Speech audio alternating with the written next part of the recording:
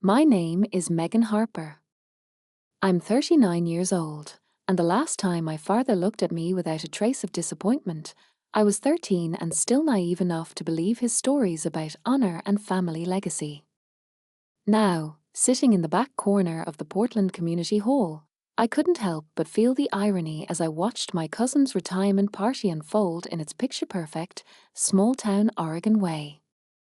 Tonight was all about Haley, 23 years teaching at Maplewood Elementary, every speech calling her the pride of the Harper family, a pillar of our community. It made me smile, and ache a little, to watch her soak in the applause. Meanwhile, I shifted uncomfortably in my seat, jeans and a black crewneck feeling strangely out of place after so many years in uniform. For once, I didn't want to draw attention, especially not with this crowd. Before I could fully fade into the background, I heard the all too familiar sound of my Aunt Mary's voice slicing through the clamor of the hall. "Megan, I didn't expect to see you here." She wore her usual look, a smile that barely covered her judgment, always delivered with that unmistakable "a family means everything"y undertone. "Haley invited me," I replied, forcing a smile as I watched my cousin accept another bouquet from another grateful parent. Aunt Mary's eyes swept over me, up and down, as if she was tallying the ways I'd let everyone down. "Between jobs again?" she asked, louder than necessary. There it was, the question that hovered over every family gathering like smoke. Unemployed. Disappointment. The daughter who ran off to play cop instead of settling down, marrying a nice guy, and producing grandkids. Something like that, I muttered, not bothering to explain. She let out that theatrical little laugh that made people think she was being playful when really, she was twisting the knife. "Well, at least you showed up. Your father's been telling everyone you can't seem to hold down a real job." Her tone implied she didn't buy a word of his defense. That's when Dad arrived, John Harper, 66, retired insurance agent, and, for nearly 2 decades, chief architect of the family narrative about how his youngest daughter lost her way.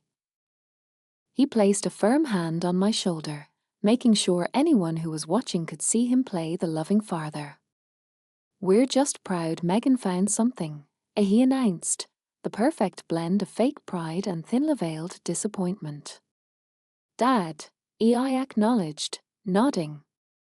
He glanced around. "Your sister's here somewhere. Amy brought the kids. They've been asking about you, wondering what their aunt does for work. I told them you help people." He delivered the line with a straight face, as if I was a crossing guard or soup kitchen volunteer. Something safe, simple, unimpressive. Haley appeared, all warmth and sunshine, her retirement dress and vanilla-scented hug transporting me back to childhood. "Megan, I'm so glad you could make it." She squeezed me tight. "I wasn't sure you could get away from wherever it is you are these days." "Nowhere important," Aunt Mary interrupted, before I could answer. "Still bouncing around, looking for your place in the world." Haley's smile flickered, maybe with pity. "Well, we're all on our own timelines, right? The important thing is you're here." Different timelines. Some people grow up, find their path, and make the family proud. Others, well, I suppose I'd become the living example of how to do the opposite. My phone buzzed against my hip, but I didn't dare check it. Not now. Not when every set of eyes in the room seemed to be waiting for me to trip and fall. "Congratulations on your retirement, Haley. 23 years is something special," I said. She smiled. "Thank you. I keep wondering what's next. Maybe travel, maybe volunteer work." I've been so focused on the classroom I forgot there's a whole world out there. She paused, tilting her head. What about you? Any exciting projects coming up?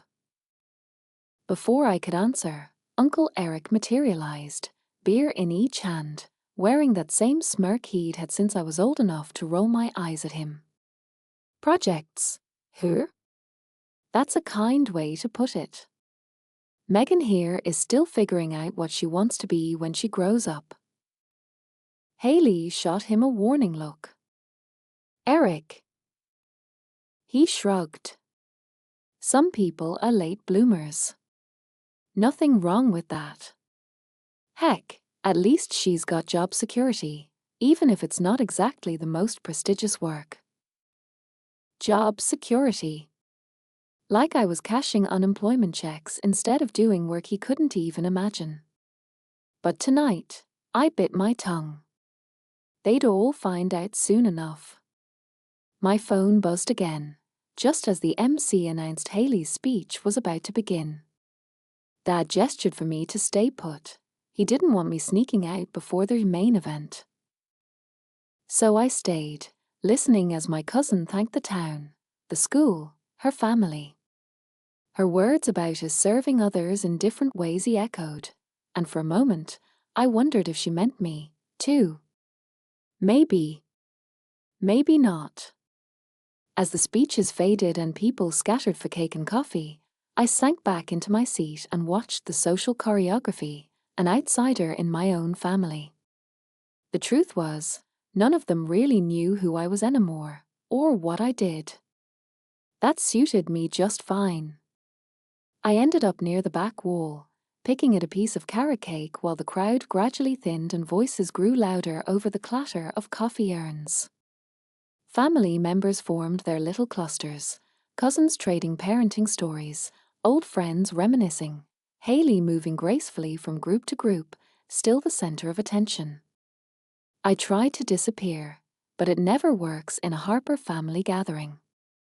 A familiar voice brought me back. Hey, stranger, said my older sister, Amy, settling into the chair beside me with a paper plate full of cake and a juice box for her 6-year-old, Eli. Amy was the Rissafi one, married by 25, kids by 30, a steady job as a school librarian, and a life as neat as her minivan. She wasn't cruel like Aunt Mary or passive-aggressive like Uncle Eric, but she always looked at me like I was a puzzle she'd never solved. How are the kids? I asked, watching as Eli zigzagged through the room, chasing after Haley's cat and dodging legs and cake plates. Busy, always, as she said, swiping a napkin at Eli before he could stain his shirt. Eli starts first grade this fall, and Hannah just turned 4. They keep asking about you, when you're going to visit, what kind of work you do. I never know what to tell them, Megan. I raised an eyebrow. What do you want to tell them? Amy gave a little laugh, a touch nervous. The truth, maybe. I know you're with the police department, but Mom and Dad make it sound like you're barely scraping by. You seem different. I don't know. Confident, I guess. Confident? That was generous.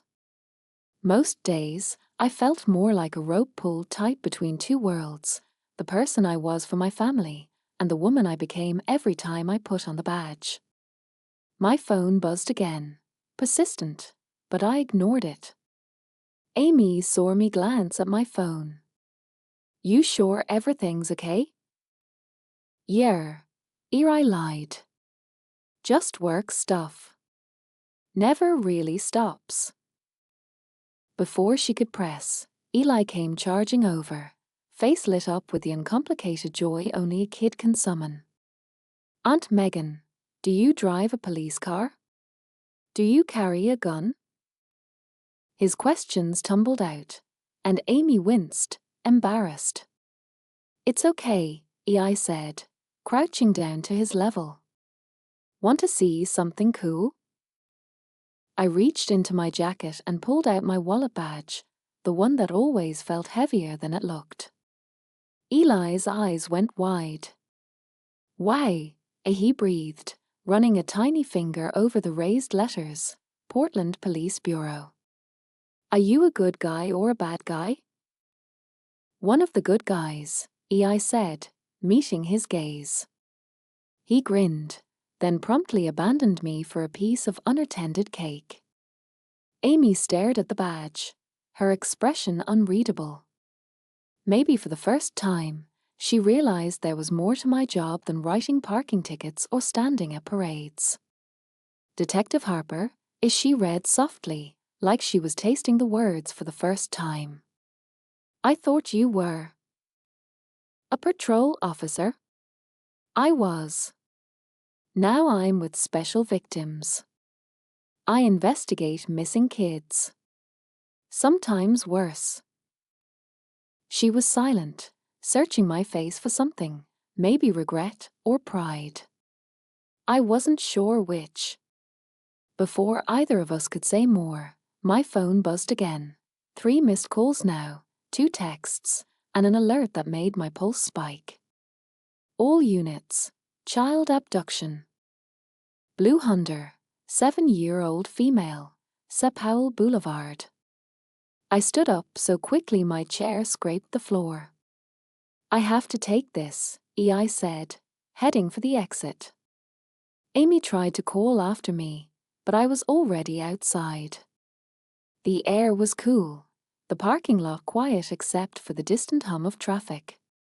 I moved to the far end, away from curious eyes, and dialed the precinct number flashing on my screen. "Harper here," I said, my voice snapping into professional mode. The dispatcher was all business. "Megan, it's Lieutenant Carter. We need you at the scene. Stat. Missing girl, abduction in broad daylight, witnesses, partial plate. Your lead. Meteors already swarming." I closed my eyes, letting my cop instincts take over. Checklist, scene control, witness canvas, evidence lockdown. I'm on my way. ETA 20. Carter out. I ended the call and stood for a moment in the fading light, feeling the old, familiar weight settle on my shoulders, a mix of responsibility, dread, and something close to hope. Somewhere, a family was living their worst nightmare. Somewhere, a child needed me. That was all that mattered. When I walked back inside, the party had become a blur. Music, laughter, the clinking of glasses. No one noticed me moving quickly, retrieving my jacket, keys, and phone. No one except Amy, who intercepted me at the door. "Everything okay?" she asked, eyes searching. "I have to go. Work. It's important." I couldn't say more, but she nodded, worry etched on her face. "Be safe, Megan." I gave her a quick hug. Always. As I walked to my car, I caught Haley's eye through the window. She waved, a smile that said, "A family first, always." But my family tonight was a frightened little girl, somewhere out there, waiting for someone to come find her.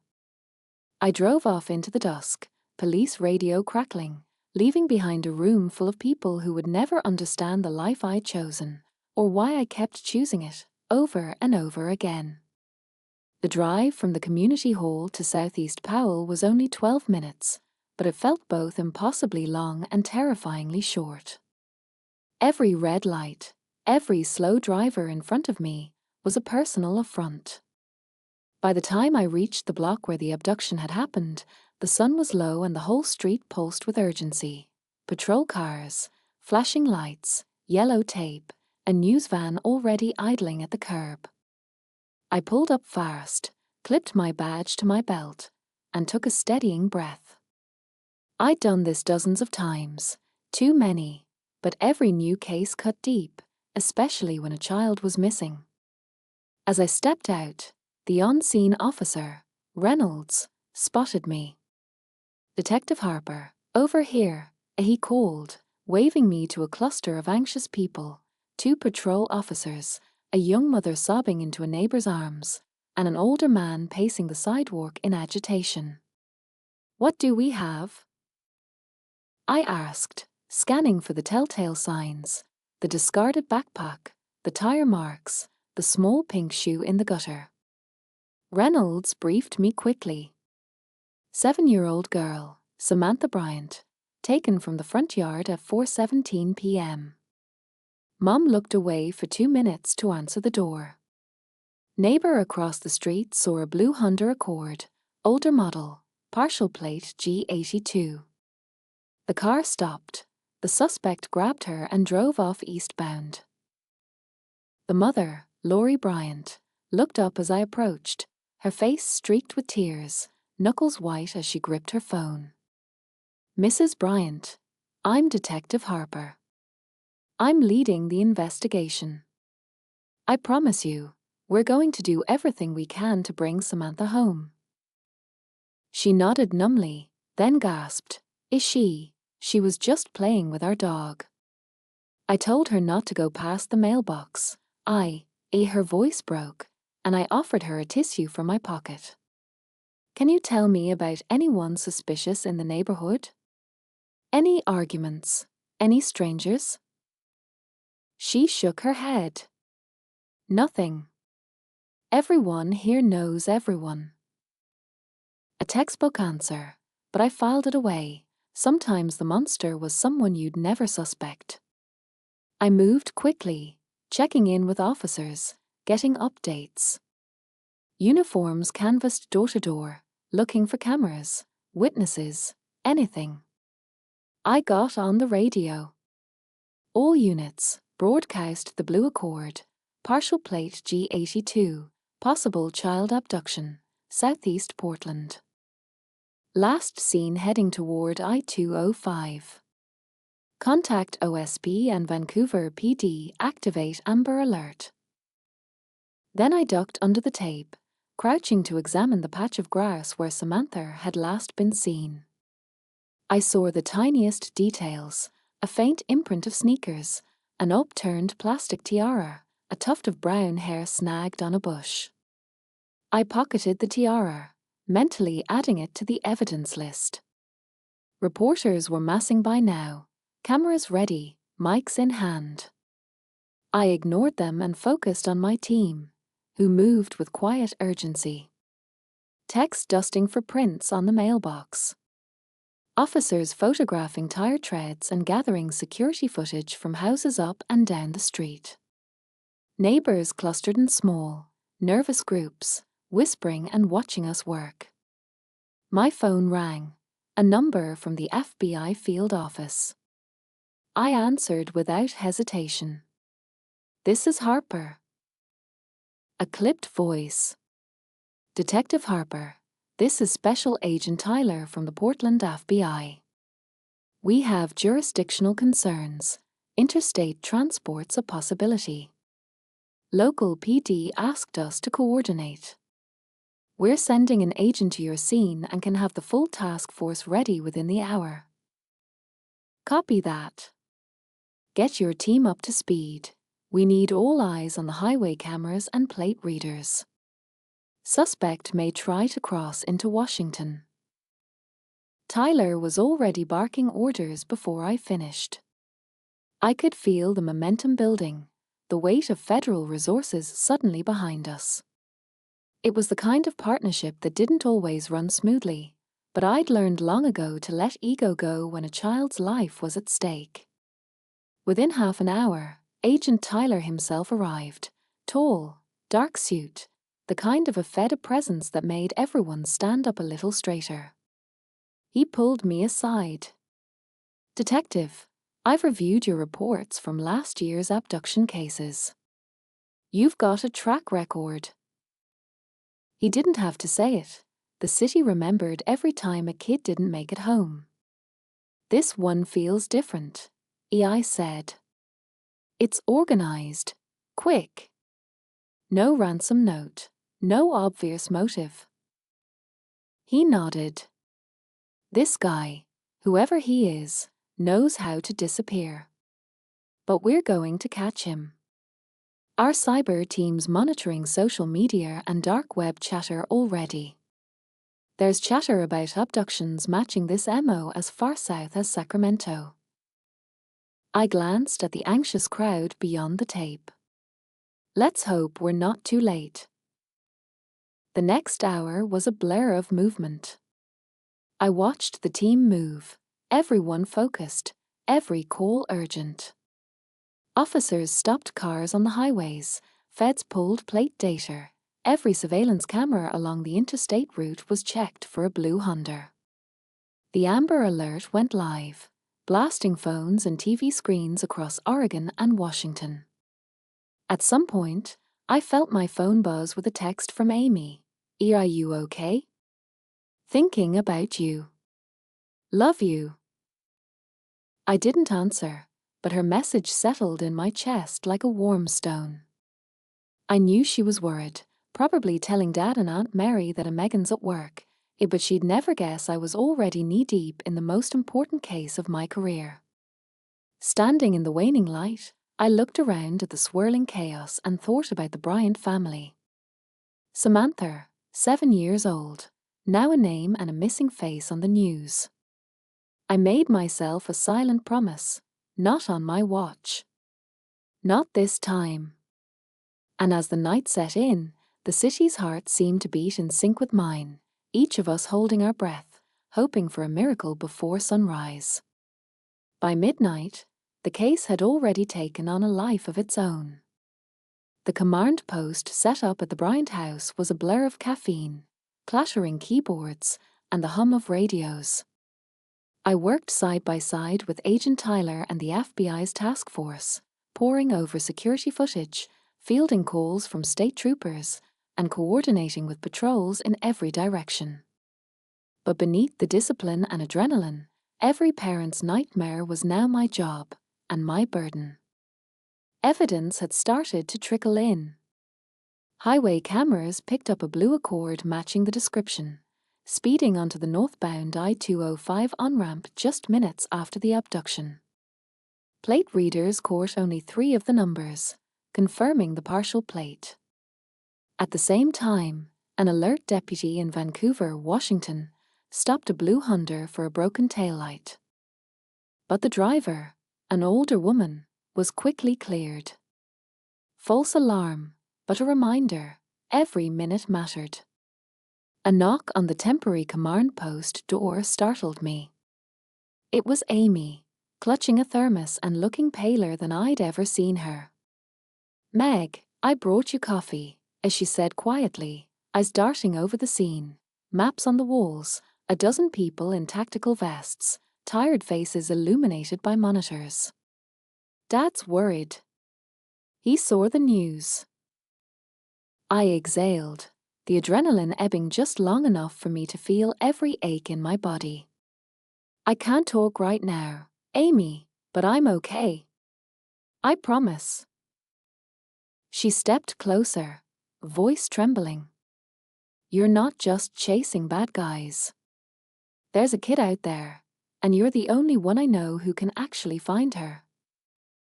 She hesitated. "I never really understood what you did before, but now I see." For a second, I wanted to tell her everything, about how each missing child left scars, about the nightmares, about the phone calls at midnight that ended with a cold rush of fear. But there was no time.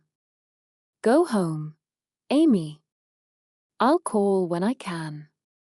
And tell Dad I'm safe. Please." She nodded, squeezing my hand before she slipped away. I watched her leave, feeling the pull of family for just a heartbeat. Then I was back in detective mode, lost in the frenzied ballet of search and rescue. Back at my desk, the FBI's cyber team flagged a lead. Someone had posted about a suspicious blue Honda parked near an old warehouse by the Columbia River, just across the state line in Washington. The timestamp was only 10 minutes old. "We need eyes on that warehouse, now," I ordered. 2 patrol units and an FBI tactical team rolled out within minutes. As I coordinated the response, my mind flashed back to Samantha's mother, Lori. She was curled up on the living room sofa, her face grey with shock, surrounded by neighbours and a trauma counsellor. She clung to a thread of hope only because she had no other choice. I recognized that look, the look of someone whose entire universe could collapse in a single phone call. I walked over to Lori, crouching to her level. "We have a lead," I told her, keeping my voice calm and steady. "We're checking it out right now. I promise you, we're doing everything." Her eyes were glassy with exhaustion, but she managed a nod. "Please, just bring her home." Back on the radio, I listened to updates in real time. Unit 16, we're on site. No sign of the Honda outside, but the back lot is blocked by an old moving truck. Copy that. Approach with caution. My heart hammered. I watched the digital map as the units circled the building, flashlights slicing through darkness. Suddenly, one of the officers broke radio silence. "Dispatch, we've got movement in the warehouse. Looks like someone just ran inside. Repeat, suspect is on foot." "Do not approach alone," I instructed, voice sharp. "Wait for backup. SWAT is 5 minutes out." We watched the feeds as officers waited, tense and ready. When the SWAT van screeched into the lot, I gave the go-ahead. The team fanned out, moving with calculated efficiency. A tense silence followed, broken by a single, clear transmission. "We have a child." Repeat, "We have the girl. She's alive." The relief was so immediate, so intense, I had to steady myself against the wall. Agent Tyler looked at me with a rare, genuine smile. "Nice work, detective." But it wasn't over. There was still a suspect at large.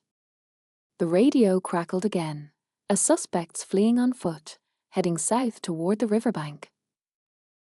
Without thinking, I grabbed my jacket and headed for my car. "Where are you going?" Tyler called after me. "Someone needs to finish this," I said, already dialing my partner, Officer Casey. "Case, I need you by the river, now." "Suspects running, male, likely armed, heading south." "On my way," came the reply. We'd worked enough late shifts together to understand each other without many words. I raced through Portland's sleeping streets, adrenaline making the city lights blur. As I reached the riverbank, I saw patrol lights ahead and the silhouette of a man darting through the reeds. "Portland Police. Stop!" I shouted, vaulting the guardrail and giving chase. The suspect was fast, desperate. Fueled by the same wild, cornered animal energy I'd seen in predators before. I kept pace, my breath tight in my chest. Behind me, Casey cut off his escape with a flash of her baton and a command that brooked no argument. He stopped. Hands up, trembling. We cuffed him together, silent, efficient. As the adrenaline faded, I realized my hands were shaking. Not from fear. From something deeper, a blend of exhaustion, relief, and the relentless need to protect that never really goes away. We read him his rights and walked him back to the waiting squad cars. The world felt strangely still, every sound amplified. The river, the the distant sirens, the click of handcuffs. I glanced up, the first hints of dawn on the horizon. For the first time in what felt like a lifetime, I allowed myself to believe. Samantha Bryant was going home. By the time the sun had fully risen over the Willamette River, the city was already waking to news alerts. A missing Portland girl found safe. A hero detective leads rescue. A suspect in custody. But inside the police command center, the world was still holding its breath. I stood just outside the medical tent set up beside the Bryant house, watching as paramedics checked Samantha for injuries. She clung to her mother, sobbing but alive, her tiny hands fisted in the fabric of Laurie's sweater as if she'd never let go. Laurie caught sight of me and mouthed, "A thank you," but her voice was lost in the tangle of news crews and police radios. For a moment, I allowed myself to breathe, to watch this little family start piecing itself back together. There would be nightmares and questions, therapy and long shadows, but right now, there was relief. Agent Tyler joined me, sipping burnt coffee from a styrofoam cup. "You know," he said, "and not every missing child gets found. Not alive, anyway." I nodded, silent, letting the truth settle. He looked at me, his expression a mix of admiration and curiosity. "You ever think about the fact that your family still doesn't really know what you do?" he asked quietly. I managed a weak smile. "Sometimes it's easier. They like their story, Megan, the disappointment, always chasing trouble instead of settling down." I shrugged. No one expects you to save lives when they think you're just drifting. Tyler was quiet for a moment, then said, "You should let them know what happened tonight. Let them see who you really are." I thought about Amy and Dad, probably still awake, glued to the news, waiting for some word. Aunt Mary, clutching her pearls, probably already calling relatives to speculate. Before I could say anything else, a TV reporter appeared, microphone out, cameraman in tow. "Detective Harper. Can we get a comment for Channel 6? You led the team that brought Samantha home. What would you say to families watching tonight?" I glanced at the camera, the bright red light winking like an accusation. I hated this part: publicity, praise, the false hope that every story could have a happy ending. But tonight, I spoke anyway. I'd say never stop hoping. And never stop fighting for your kids. There's a whole team of people out there who won't give up, not ever. They thanked me, and I slipped away before the next question. Back inside, I found my partner, Casey, sprawled in a chair with her boots up, face streaked with exhaustion but grinning wide. "Hell of a night, Harper," she said. "They're calling you a hero." I shook my head. "We all did this. You, Tyler, every patrol cop on the road tonight. But yeah, it feels good." She nudged me. "You ever think about telling your family? Really telling them?" I hesitated. I don't even know where I'd start. But the decision was made for me when my phone buzzed. Amy. Again. I stepped out into the chilly morning, the sun climbing behind the pines. "Meg?" Amy's voice was raw, thick with tears. "We saw the news. I knew it had to be you. Mom's already telling everyone you're a hero. Dad's, well, he's quiet, but I think he's proud." I let the silence hang between us, full of all the words I'd never said. "Amy, I'm just doing my job." "That's the thing, Megan," as she replied, her voice breaking into a smile. "Your job matters. It really, really matters. Before I could respond, the first wave of reporters started calling. My chief wanted a press statement. The mayor's office sent flowers and a handwritten note. Overnight, the label I'd worn for years, trouble, wanderer, family oddball, had been replaced by something new, detective, leader, hero. When the scene finally cleared, I headed home for the first real shower in days. I sat in the car a moment, listening to the radio rehash the night's events, Samantha's rescue leading every news break. And for once, I allowed myself a little pride, not just in the job I'd done, but in the woman I'd become. I wasn't the lost daughter or the black sheep. I was Megan Harper, detective, protector, survivor. I'd found my place, even if my family had needed a headline to see it. Inside, I poured a coffee and watched the sunrise, letting the warmth soak in. My phone kept buzzing. Well-wishers, reporters, old friends, even Dad finally texting, proud of you, kid. Come by soon." For the first time in years, I texted back, "Thanks, Dad. I will." I didn't know what would come next, whether the family would ever truly understand the world I lived in, or whether the next case would come before I could even unpack my bag. But I knew this. Tonight, a little girl got to go home. That was enough.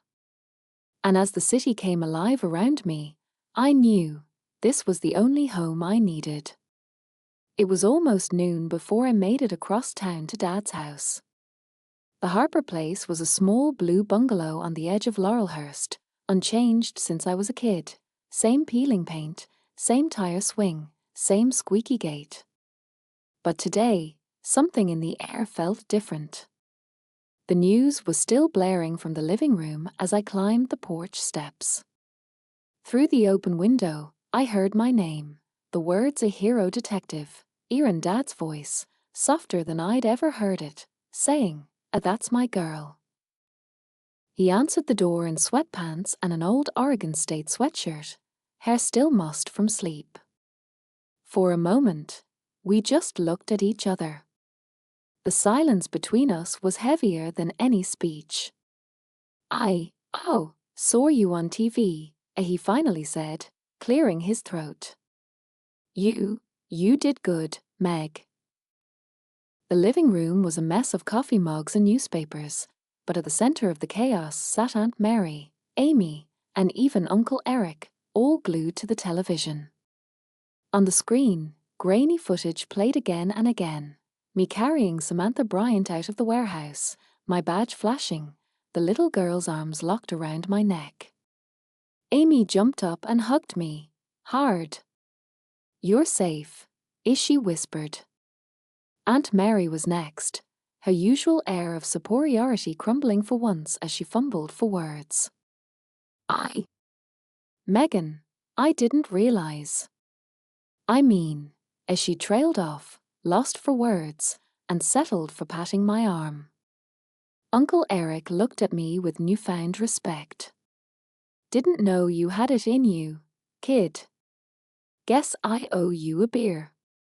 Or 10. I laughed, tension breaking like a dam, the first real smile I'd felt in days. Dad turned off the TV and sat across from me, suddenly looking older, smaller, almost vulnerable.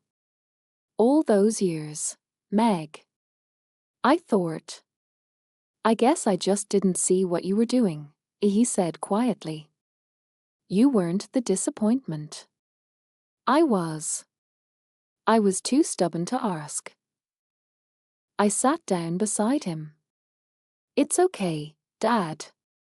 I did what I had to do. I couldn't always talk about my work. Some things are just too hard to explain. I was never ashamed of you.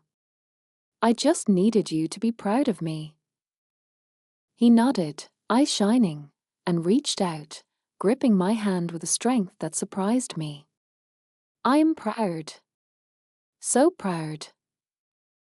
Amy handed me a mug of coffee, and we all sat in a strange, warm silence, the world for once feeling just a little less broken. Even Aunt Mary, who never missed a chance to criticize, just sipped her tea and dabbed at her eyes. Eventually, conversation bubbled up about the rescue, about the press, about what would happen to the suspect. I answered what I could, omitting the gory details, focusing on the teamwork and the miracle of Samantha's safe return. It wasn't long before the phone rang again. Reporters, police brass, city officials. I ignored most of them, needing this one quiet moment with the people who mattered, even if we were all a little battered by the years. Finally, Amy leaned over, her voice low. "You know, Hayley's been calling everyone. She's planning a welcome home party for you at her place. Half the town wants to shake your hand." I groaned. "Do I have to?" Amy laughed. "You do. You can't hide from being a hero now, Meg. The family finally wants to claim you." I looked around at the faces I'd grown up with, the people who'd misunderstood, doubted, even belittled me. For so long, I'd wanted their respect, their acceptance, maybe even their awe. Now that it was here, I felt something unexpected: forgiveness. Not for them, but for myself. For thinking I'd ever needed their approval to matter. Dad stood, stretching his back, and reached for his keys. "Let's go see Hayley. You can drive." Aunt Mary shot me a sly smile. "Just don't use the siren, detective." I winked. No promises. The drive to Hayley's felt lighter than any journey in years. Amy rode up front, Dad and Aunt Mary in back, all of them peppering me with questions. About the case, about my team, about whether I was really as brave as the TV made me look. I answered what I could, laughing, remembering, letting myself be part of the family in a way I'd almost forgotten was possible. When we pulled up to Hayley's house, a crowd was waiting. Neighbors, friends, even the mayor. Someone had tied balloons to the mailbox, and there was a homemade sign: "Welcome home, hero." As I stepped out, Hayley rushed forward, arms open wide. "Megan, you did it. You brought that little girl home." Her hug was fierce, real, full of all the love and pride I'd been chasing for so long. The applause, the handshakes, the grateful tears, it was overwhelming. But for once, I let it in. I let myself feel seen. Later, as the sun dipped low and laughter floated through Hayley's backyard, I realized the real rescue hadn't just been for Samantha. In some way, I'd rescued myself, too, finally finding a place where I belonged, exactly as I was. And this time, I wasn't running from anything. I was home. The party at Hayley's house went on long after the sun had slipped behind the rooftops. The backyard buzzed with voices, neighbors eager for stories, city officials shaking my hand, kids running barefoot in the grass as if the world had always been safe. Someone set out a sheet cake that read, "A thank you, Detective Harper, Ian blue and gold icing," and the mayor gave a little speech about courage and community. But to me, the most remarkable thing was seeing my own family truly see me for the first time. Amy kept close, her face glowing with pride. Hayley hovered near, making sure I always had a drink and that I wasn't left alone for long. Even Dad, who'd never been one for public displays, stood back and watched, his eyes misty every time he caught my glance. At one point, Aunt Mary, never known for humility, pulled me aside. "Megan, I have to apologize. I was wrong about you. We all were." For years, I thought you were lost. Now I see you were just braver than the rest of us. I hope you can forgive me for not understanding sooner." Her words landed deeper than I expected. I took her hand and squeezed it, surprised by the warmth in her eyes. "It's all right, Aunt Mary. I think I was hiding, too. It just took a long time to realize I didn't have to." We sat together at a picnic table, the chaos of the party swirling around us, and she asked question after question, not about my love life or my next job, but about the work itself. What did it feel like to bring a child home? How did I keep going after seeing the worst the world had to offer? For the first time, I answered honestly. "It's not easy," I admitted. "But I do it because someone has to. And because every time we bring someone back, it's proof that darkness doesn't always win." Amy listened, her hand in mine. "I wish Mom could see this," she whispered. "She'd be so proud of you." I nodded, a lump in my throat. Our mother had passed before I joined the force, never knowing the life I would build. But tonight, I felt her presence, gentle and proud, woven into every word of encouragement, every proud glance from Amy, every hug from Haley. Later, as twilight settled, my phone buzzed with a call from the precinct. I stepped inside to answer. Lieutenant Carter's voice was tired but full of relief. "Harper, just wanted to say, good work. The press can't stop calling. Chief wants you at City Hall tomorrow for a commendation. You up for it?" I almost laughed. "After this week, I think I can handle just about anything, sir." "Take the night off. You've earned it." When I hung up, I lingered by the window, watching my family through the glass. For so long, I'd kept them at arm's length, protecting them from the darkness of my work and protecting myself from their judgments. But maybe it was time to stop hiding. Stepping back outside, I found Dad leaning against the fence, looking at the stars. I joined him, silence stretching comfortably between us. "I wasn't an easy father," he said finally. "I thought I knew what was best for you. Turns out, you knew better all along." I looked up at the constellations, the same ones I traced as a child on long summer nights. "We both did what we had to, Dad." He smiled, a slow, genuine smile that made him look younger than he had in years. "I'm proud of you, Megan. I should have said it sooner. I hope you know it's true." This time, I believed him. As the party began to wind down, people drifted away, pressing my hand, thanking me again and again. The city felt smaller, friendlier, the weight I'd carried for so long finally starting to lift. Before we left, Haley hugged me tight. "Promise you'll come around more. We need you. This family needs you." I grinned. "You're not getting rid of me so easily." Back at Dad's house that night, I curled up on the old living room couch, wrapped in an afghan my mom had crocheted decades ago. Amy made hot cocoa, to put on the late-night news, and the house felt warmer than it had in years.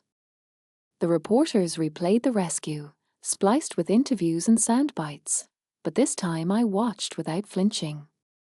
"Look at you, Detective Harper," Amy teased, nudging me. "You ever imagine you'd be a hero on TV?"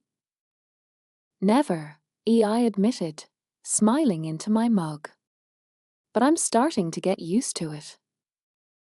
As the last of the news faded and the house grew quiet, I thought about all the parts I'd walked to get here, the wrong turns, the lonely nights, the sacrifices no one saw.